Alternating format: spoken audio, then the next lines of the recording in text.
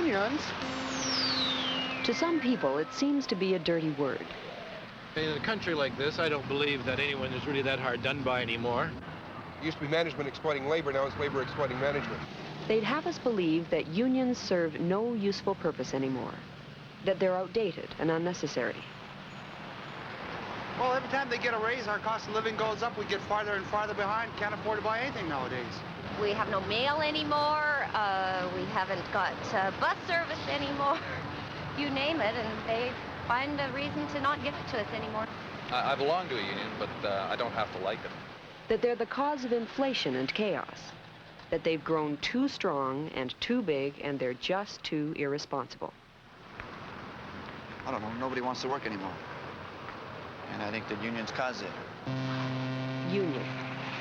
Just mention the word, and you'll hear a whole string of prejudices and misconceptions. Misconceptions that all too often inhabit the minds of the public and union members alike. It seems we only hear about strikes, or threats, or public inconvenience, all the apparently disruptive elements of a labor dispute. Though it takes two to fight, rarely do we hear the two sides of the question. Rarely do we hear about the issues behind the actions.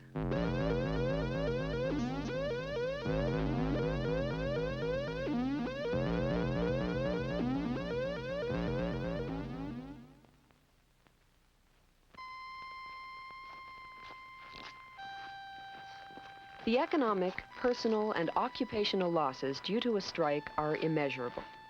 Nobody wants to strike, and nobody does, unless it's absolutely the only option open. Strikes may be the stuff of headlines, but they are not what the word union truly stands for.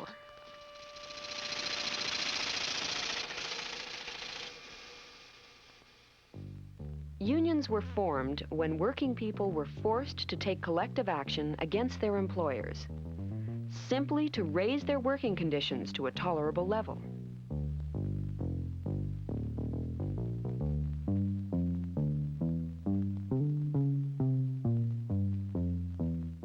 The Alberta Union of Provincial Employees grew out of the Civil Service Association of Alberta. Within 3 months of its formation in 1919, the association had won for its members the first pay adjustment they had received in several years. Civil servants, as they were then called, received a cash bonus of $300.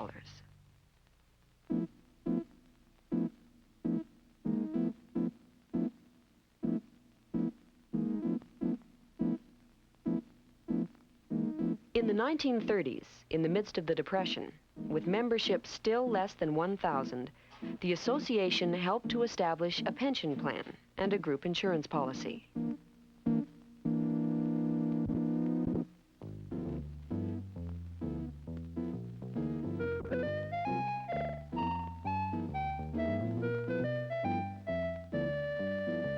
As a result of membership pressure, a Blue Cross plan and mileage rate provisions were gained in 1948, a revised classification pay plan in 1949, a 40-hour, 5-day work week in 1955, and recognition by the employer of the concept of equal pay for equal work in 1956.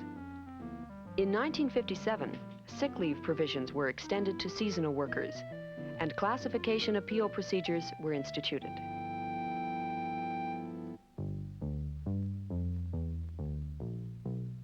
The association's efforts helped to gain educational leave in 1958, half the cost of medical premiums in 1967, and the adjustment of a group life plan to salary earnings in 1969. The Alberta Union of Provincial Employees inherited more than 5 decades of hard-won gains when it was formed in June of 1976 from the Civil Service Association. Membership at the time had grown to include over 30,000 working people. Today, our standard of living is infinitely higher than that of our grandparents. The rights and benefits negotiated to date are recorded in written contracts, but they are not chipped in stone. The union has to fight to retain them, let alone improve them. Make no mistake about it. The struggle continues and will continue. Would the delegates please come to order? I declare this the 3rd Annual Convention of the Alberta Union of Provincial Employees now in session. I was elected by the Provincial Executive to serve as President until this convention, at which I have to seek re-election in accordance with the terms of our Constitution. All things considered, I believe that this has been a most progressive year for our union. Despite the serious difficulties we continue that the sole responsibility in dealing with the largest for the lack of progress in negotiations rests with the Conservative members of the Alberta legislature. The union policies and dues are democratically determined by the elected delegates to the annual convention, the supreme governing body of the union. But I don't want this convention, I'm going to make it very brief, to tell any of our officers what they should write in their address. I have represented these people at the negotiating table for the past 3 or 4 years. And prior to that, I was a correction officer. Salary allowance, and I would hope that this motion would, if endorsed, would support the current attempts on behalf of the social workers in the institutions to gain access to the correction institution salary allowance, which is... We'll vote on the committee's recommendation. The variety of issues and problems that come before the convention serves to emphasize that members cannot sit back and take matters for granted. Recommendation is carried.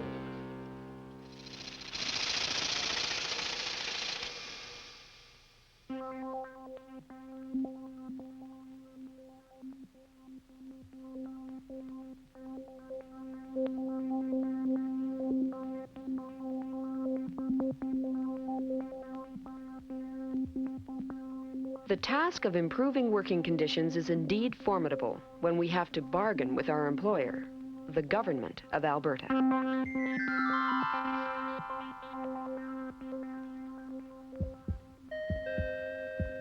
Our negotiating teams present the will of the union members to the employer through the collective bargaining process. When conducted on equal terms and in good faith, collective bargaining can be extremely productive for both parties.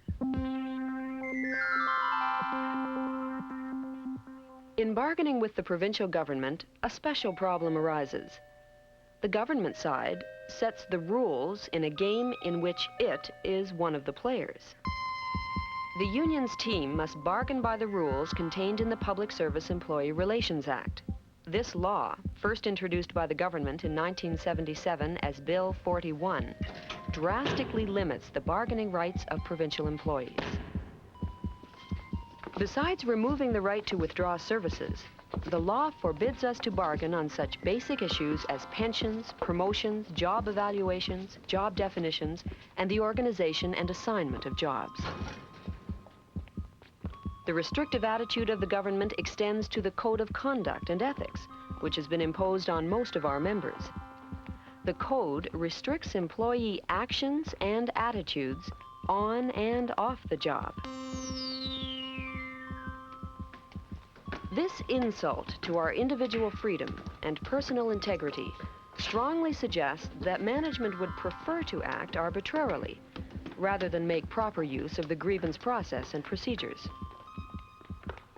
On top of all this, there is a very real and concentrated political effort on the part of both federal and provincial governments to keep the wages of their employees lagging behind the going rates.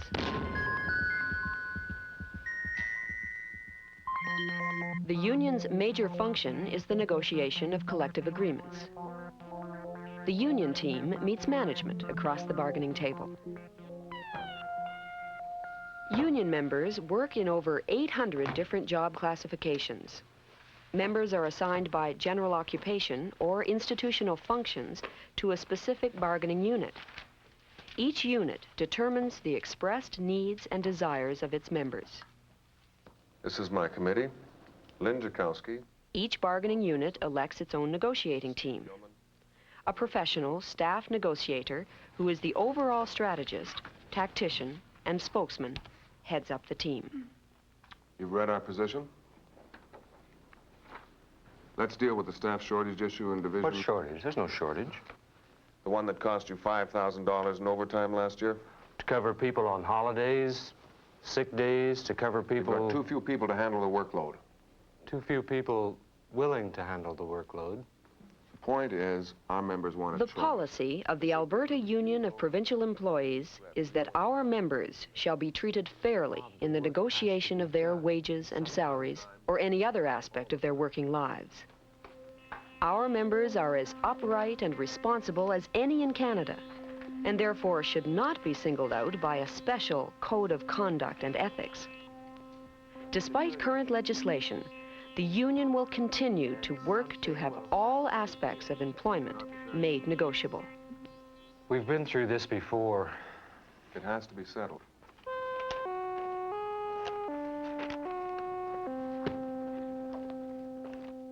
Now, about this protective clothing required in the department of... What's your definition of protective clothing?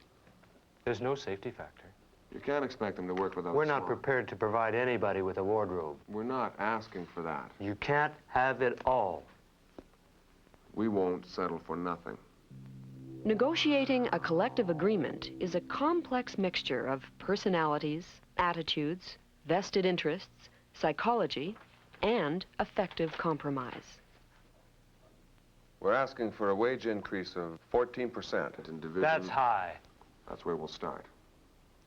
We're offering 1%. That's not an offer, that's an insult.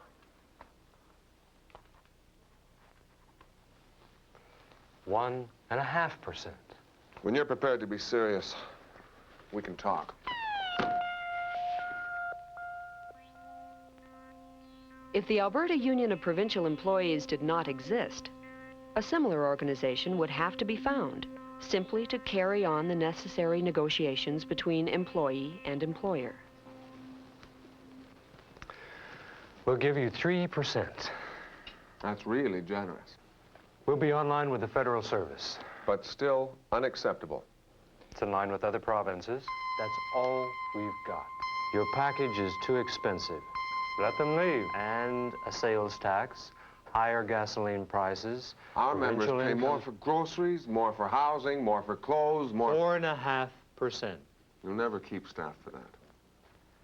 We'll have to stand there. The negotiating process is usually long and arduous for provincial government employees. If we cannot reach an agreement at the bargaining table, we are faced with the further lengthy process of binding arbitration. We'll be more than reasonable. 5%. And even with that, you'll have to alter some of your other demands. Still unacceptable. Contract proposals must be returned to the membership for ratification or rejection before any contract can be signed by the union on behalf of the members concerned. The end result is a binding agreement between the employees and the employer outlining wages, salaries, benefits, and working conditions. The signing of the contract is only the beginning. The contract must then be enforced and upheld in the workplace.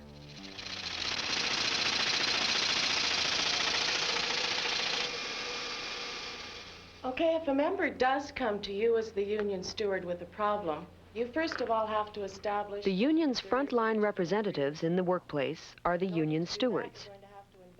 They are the cornerstone of the union because it is their job to see that the terms of the contract are honored and applied by both employer and employee. This is a function for which they are specifically trained by the permanent staff of our union's education section. For writing up an official grievance. It's a political education meeting that the union is sponsoring to advise Union its stewards members. volunteer their services. On the job, they are the union. They said they lost my timesheet and I never wrote my overtime down in my book, and now I don't know what my overtime hours are and they're not going to pay me for it. So you don't have any They assist our members and put all the union's resources at their immediate disposal. Our stewards provide an important and responsible service. Well, okay, then you're definitely entitled to overtime. However, in our case, that doesn't mean a heck of a lot. But the members also have a responsibility. It is up to them to give full support and assistance to their steward. I'll tell you, there's a union meeting at 10 o'clock Thursday night. And you do have to travel to Kelowna, do you not? Yeah. Okay, you'd also be allowed 2 days for The traveling union's time. ultimate goal is the provision of a steward on every shift in every workplace. But the big difference today is if there's something that you see that needs correcting, right away you get a response. They'll get on it and correct it, and that wasn't always the way.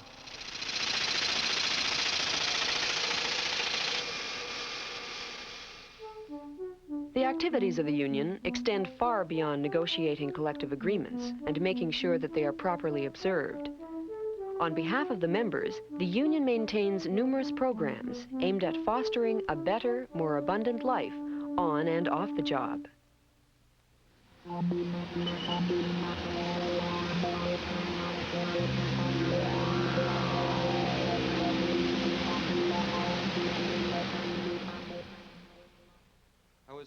Through its health and safety education officer, the union constantly monitors health and safety in government workplaces and continually meets with members to improve their education, training, skills, and efficiency.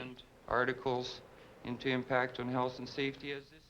The union's membership counseling unit, staffed by professional clinical psychologists, is unique among Canadian unions. The counseling unit provides expert, confidential assistance to our members and their immediate families concerning any of their behavioral health problems. Control their autonomic nervous system reaction to stress of any kind.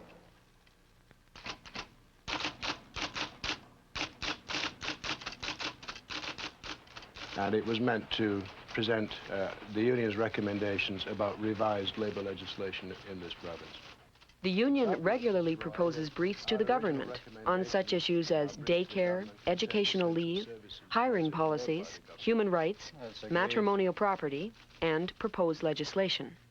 The union maintains regular communication with all of its members through Impact, the union's monthly newspaper. It keeps our members up to date on all union activities. With the International Labour Organization's recommendation that essential services in the public sector must be strictly defined. We believe that any job action by our members should never result in direct danger to life or limb. The union works constantly to improve the public image of our members.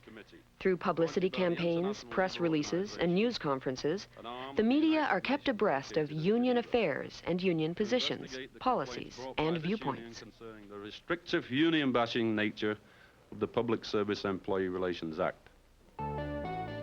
The union's full-time staff provide immediate assistance to our members in all matters arising from their employment, whether this involves reclassification, emergency financial assistance, pensions, fringe benefits, or contract interpretations.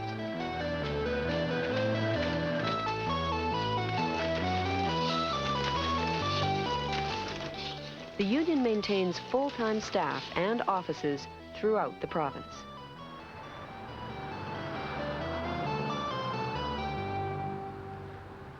We are constantly reviewing the services we provide and investigating new ways to improve and expand these services.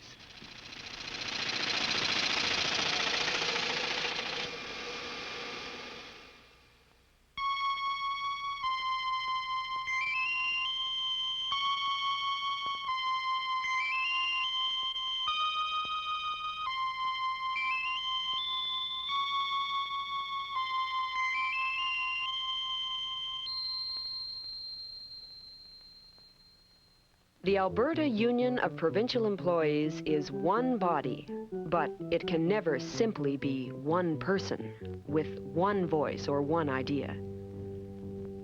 It is a collective, responsible force working on behalf of thousands.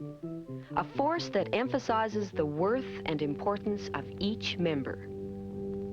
At the same time, the union requires the individual encouragement and constructive support of each member. The strength of working people lies in numbers, in associations, in unions.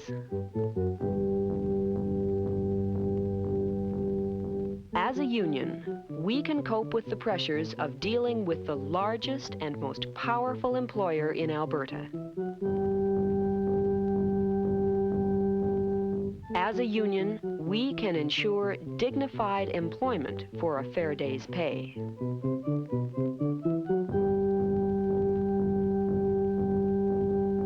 As a union, we can maintain, improve, and expand our rights and benefits as employees.